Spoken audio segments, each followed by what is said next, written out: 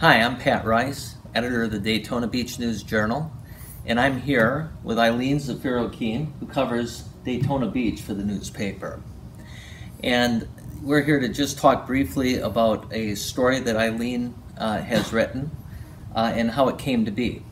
So last year, the city of Daytona Beach approved the MLK Lofts apartment project in the Midtown neighborhood of Daytona Beach, and the plans were for a 6-story apartment project. So time passed, several months passed, and I happened to drive by it, I guess, back in December, and noticed that the only thing that had been done to it was a cyclone fence around the property along Martin Luther King Jr. Boulevard. So I, at some point, asked Eileen to just check it out and see what's going on with the project. And what did you find? Well, I drove out there and it was vacant. Nobody's in the homes anymore that are on the site. The bar that's on the site was vacant. I talked to a restaurant manager across the street and a neighbor, and they basically just had heard there was going to be an apartment project, and that was all they knew. I came back to the office and started making some phone calls, and probably about the second or third call in was someone who'd been involved in the project, and he got very quiet. And a little bit later he acknowledged, he said he had some documents he wanted to give me.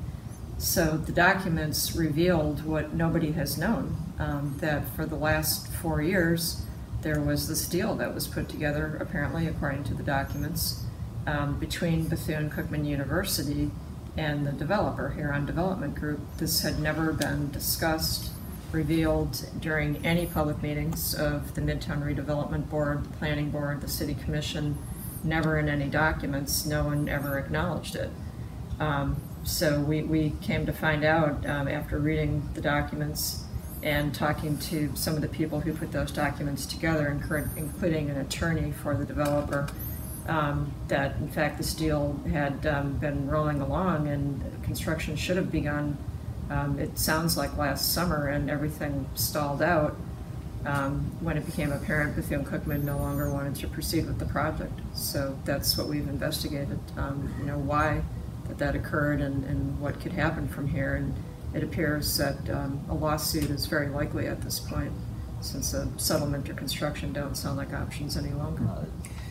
The developer to settle wants how much money from Bethune-Cookman? According to the documents, it appears that they want at least, in October they wanted at least $10 million.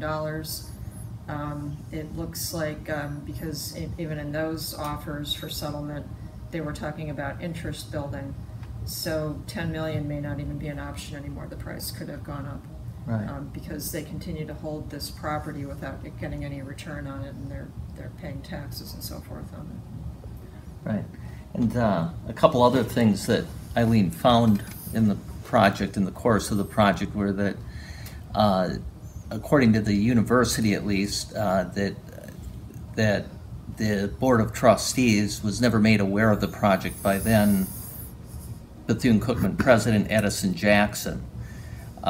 So it's sort of like another financial problem for the university, which also has some other financial problems. That story will be in our Friday edition, and it's a result of I think just really good shoe leather reporting by Eileen.